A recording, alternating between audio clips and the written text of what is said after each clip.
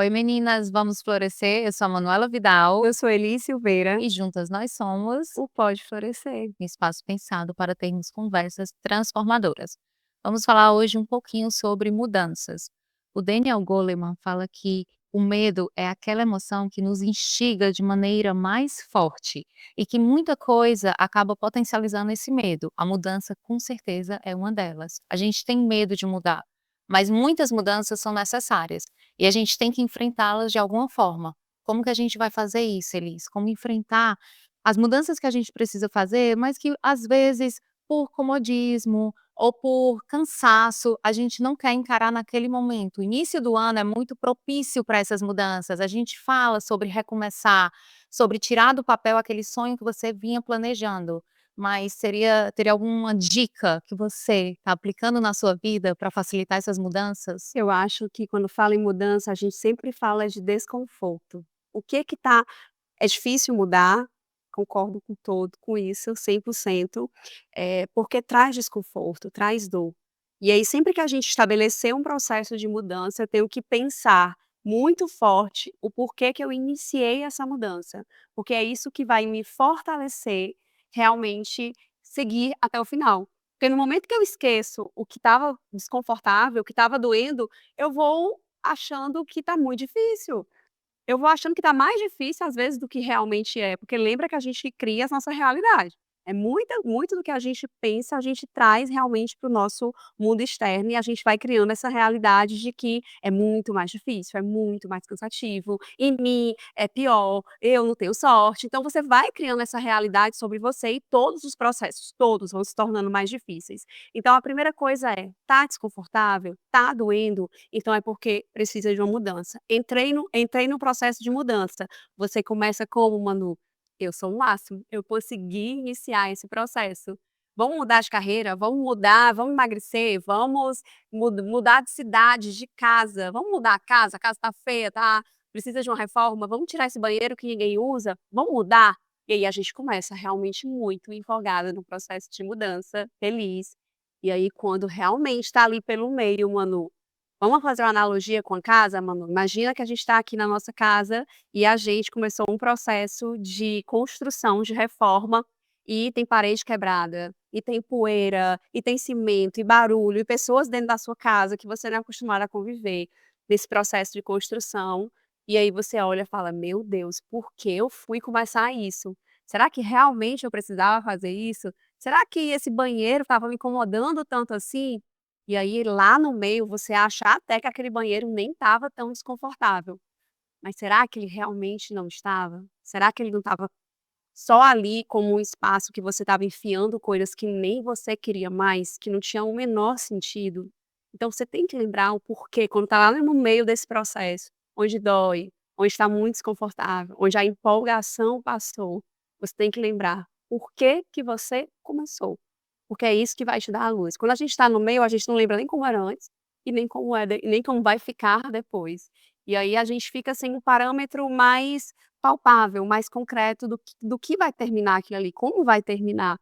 E aí muita gente acaba desistindo, muitas coisas a gente começa e desiste, algumas a gente leva à frente, mas eu acho que quando a gente estabelece esse processo e entende que vai ser desconfortável, né, e que eu preciso usar a minha inteligência emocional, que Daniel Goleman tanto fala, para a gente realmente conseguir firme, né, consistência, continuar.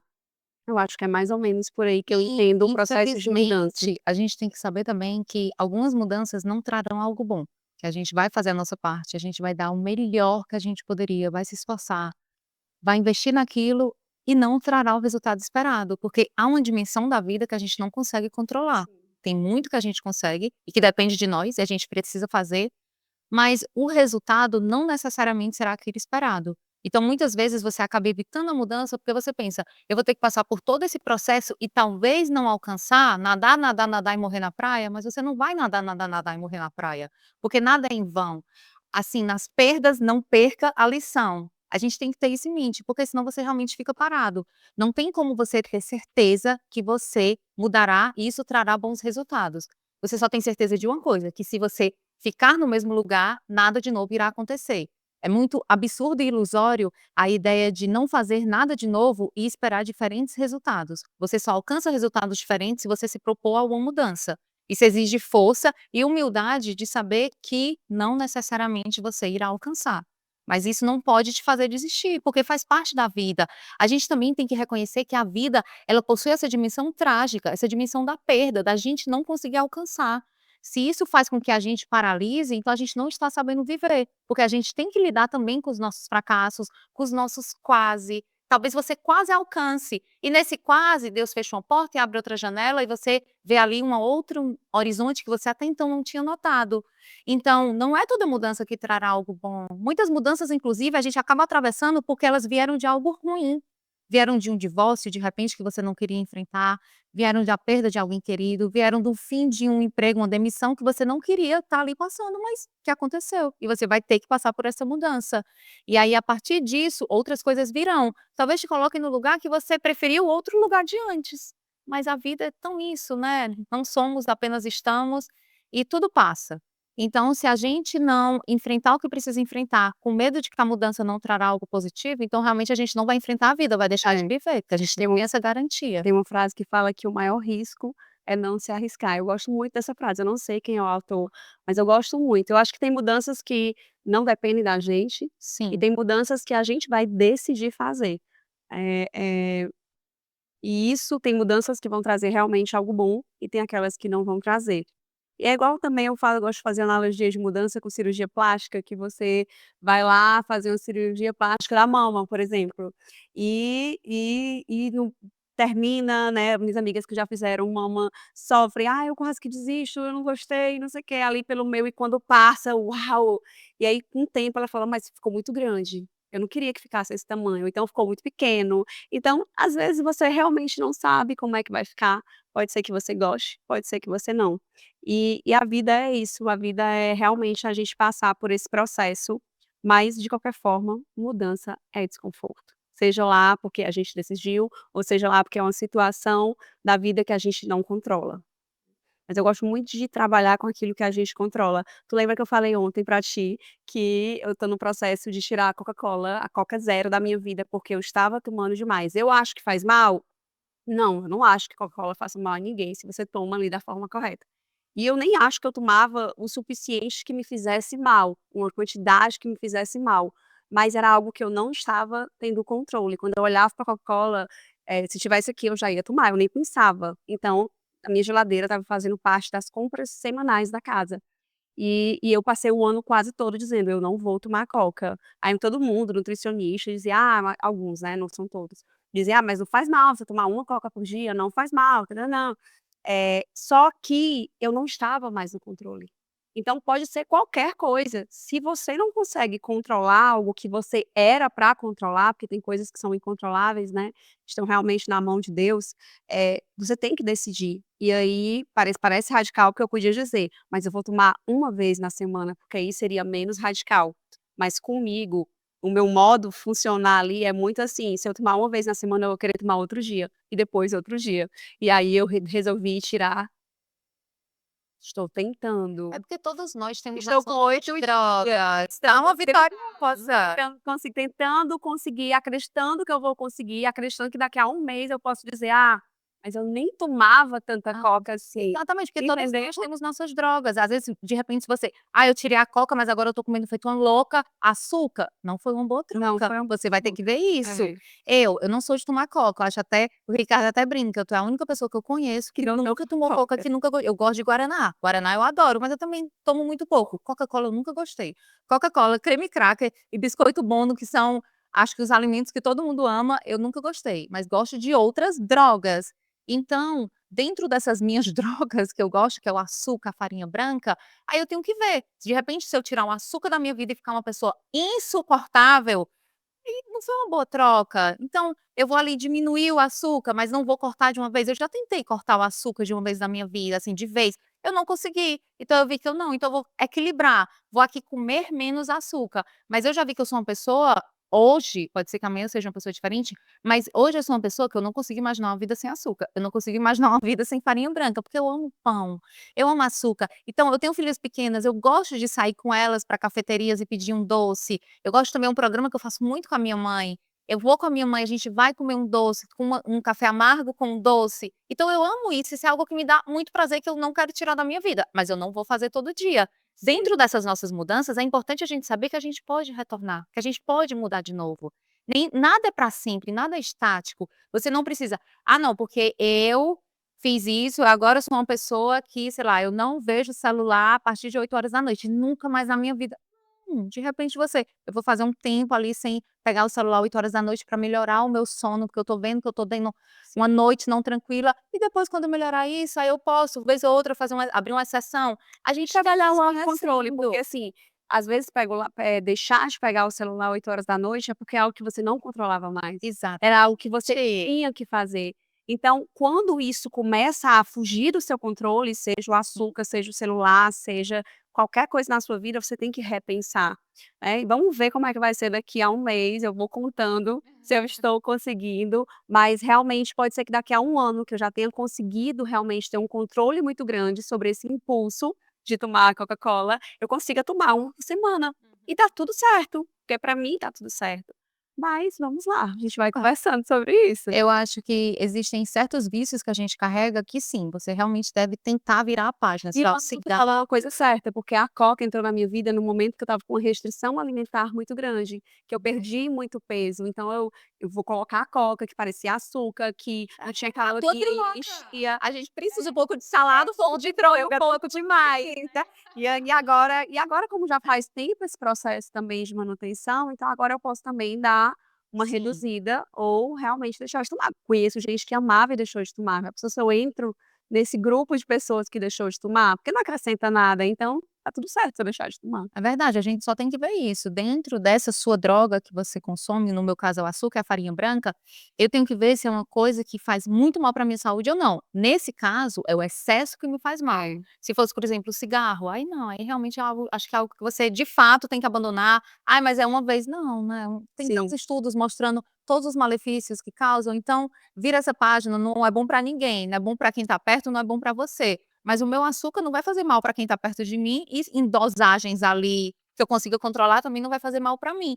Então é isso, essas mudanças elas devem buscar algo bom, mas a gente tem que saber que nem sempre elas trarão esse algo bom. E se não trouxerem, aí você vai recalculando a rota. A vida é sobre isso, é sobre fazer planos e diante dos imprevistos que acontecerão, porque a vida é o que acontece quando nós fazemos planos, a gente recalcula, mas a gente tem ali aquele norte, a gente sabe onde a gente quer chegar. E aí vai procurar rotas alternativas para chegar naquele norte estabelecido. Essa é a é beleza da verdade, vida. é verdade. Essa dificuldade é a beleza da vida. A vida não é fácil, mas ela é muito bonita, ela vale a pena ser vivida. A gente precisa se alegrar e enfrentar com sei, tem dia que a gente não vai enfrentar tão bem, tem dia também que você tem que se permitir ficar cansada. Como eu disse, a gente tem que aceitar essa dimensão trágica da vida. Nem tudo tá belo, não é essa positividade tóxica de: "Ai, tudo é maravilhoso". Não, mas é dentro daquilo que te aconteceu, procura algo bom para extrair, nem que seja uma lição, nem que seja algo para ficar atento para não repetir numa próxima vez. Sempre existe uma próxima É, a vez. dor fortalece muito a gente,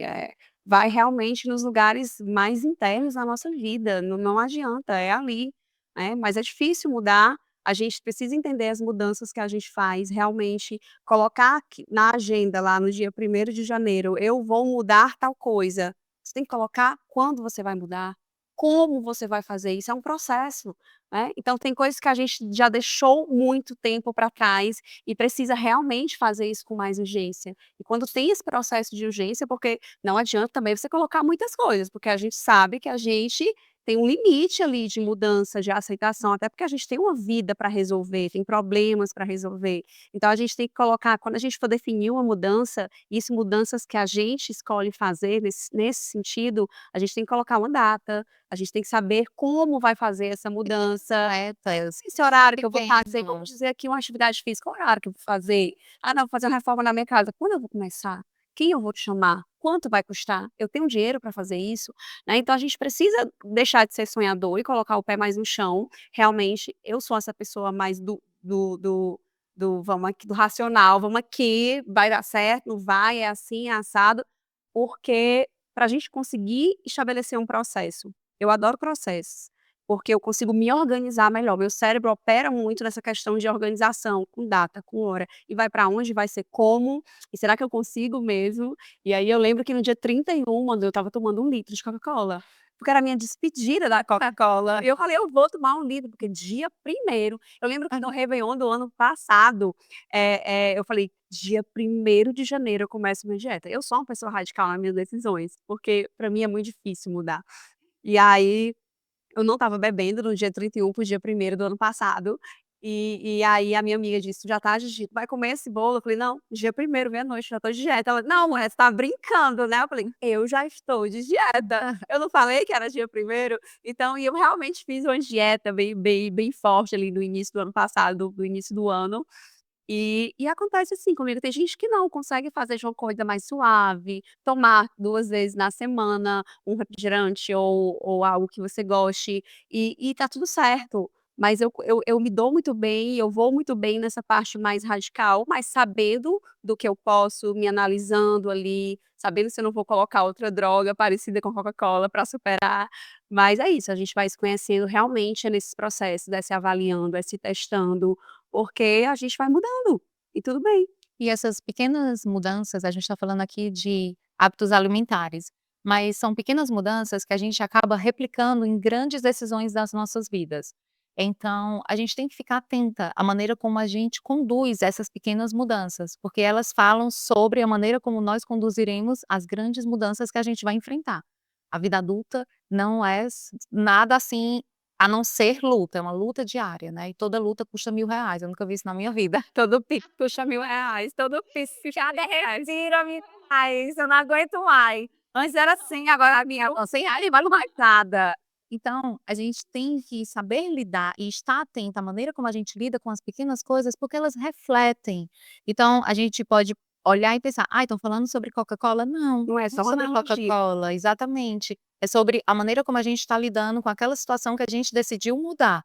Então, você decidiu mudar e você é resolutiva e você não volta atrás. Pode ser que, lógico, ao longo do caminho algo aconteça, mas você está preparada para, quando acontecer, você conseguir desviar e seguir firme no seu propósito. Então, a gente tem que refletir sobre isso para que, diante das grandes mudanças, a gente encontre essa força, porque essas grandes mudanças, elas exigem muita força. Então, é a pessoa que está passando por uma separação, uma mudança de carreira. Você enfrentar uma mudança de carreira e enfrentar uma mudança de carreira numa idade que já é considerada velha é ainda mais desafiador. Então, você tem que ter consciência de tudo isso para encarar os estudos. As noites de estudo são mais longas e cansativas aos 40. Quando a gente tem 20, eu entrei na faculdade Eu muito fiquei doente, nova. se eu passei a estudar à noite eu fico doente, calma que não é tão leve, eu fico doente. Eu tenho que tomar remédio no outro dia para enxaqueca. Mas é, ó, eu durante a faculdade, eu sempre tive o hábito de estudar muito, mas era um estudo mais tranquilo, eu não tinha filhas, eu estudo agora com as minhas filhas, eu estava até brincando, meu livro todo riscado, é assim, sou eu estudando e a Serena puxando o meu livro para riscar, então aqui, ixi, aqui deixa eu ver se pode, aqui é um poema que eu estava escrevendo, eu escrevo poemas. Então todo riscado pela Serena. Sou eu estudando com minhas filhas o tempo inteiro, você também. "Mãe, mãe, mãe, mãe", eu: "Ô gente, E a come descon e doce". é, e desconcentra o tempo inteiro. Desconcentra e ao mesmo tempo a gente não pode descontar a nossa frustração naquela criança, ela tá ali querendo a mãe, ela tá vendo a mãe, ela tá com a dúvida, ela quer comer algo, então elas precisam da gente, então você tem que respirar e não E surtar. eles querem chamar atenção Querem também, chamar eles não estão atenção também. com fome, não estão precisando de nada, mas eles querem a sua atenção. E você tem que ensinar isso para eles, mostrar: "Olha, eu estou entendendo que você quer que a mamãe pare o que está fazendo para prestar atenção em você, mas você entende que a mamãe precisa terminar isso e que eu estou aqui concentrada, então cada vez que você me chama e me desconcentra um pouco, então será que você poderia esperar mais 15 minutos para a mamãe finalizar aqui o raciocínio? Porque atrapalha. Eu trabalho escrevendo, atrapalha. A pessoa chama, você volta, aquela frase que você estava pensando escapou". Isso cansa. Isso cansa. Então, todos esses processos que envolvem mudanças, a gente quando vive essa mudança numa outra fase da vida, a gente não está preparada para tudo isso, então é um novo cenário, é um cenário agora que eu tenho E filhas que lá e aí pequenas. as fases vêm, alegria empolgação, aí depois desistência. Não é que você vai desistir, é o sentimento de querer desistir. E aí você tem sempre que lembrar do antes, como era lá no início. A gente pode também falar de relacionamentos quando tem essa dependência emocional do outro, que às vezes você é muito magoado pelo outro, termina o relacionamento, e aí depois de um tempo você sente saudade e diz: "Mas nem era tão ruim esse relacionamento. Ele era chato, mas ele não era legal". E às vezes você volta de novo para o relacionamento, mas eu lembro que a Juliana Júlio fala no nosso podcast, né, a Juliana, no nosso podcast de São Paulo, e ela falou justamente isso: "Fique atenta ao primeiro sinal e saia o quanto antes de um relacionamento com dependência emocional". Porque também é uma mudança, você sair de uma relação que você é dependente emocional é uma mudança muito difícil, né, porque você tem que lembrar quais são as fases da mudança e que vai dar a desistência e que você vai esquecer em que parte doía. Você tem que lembrar para continuar. Mas é isso, a gente vai É vivendo, isso. vai amadurecendo e vai compreendendo que os processos a gente pode estabelecer com um pouco mais de sabedoria e consciência. Enfrente as suas mudanças, só não mude de podcast, fica com a gente até o fim. E lembrando que você pode discordar de tudo, aqui é apenas o nosso ponto de vista. Fala nos nossos comentários também a sua opinião, que está tudo certo. Um beijo.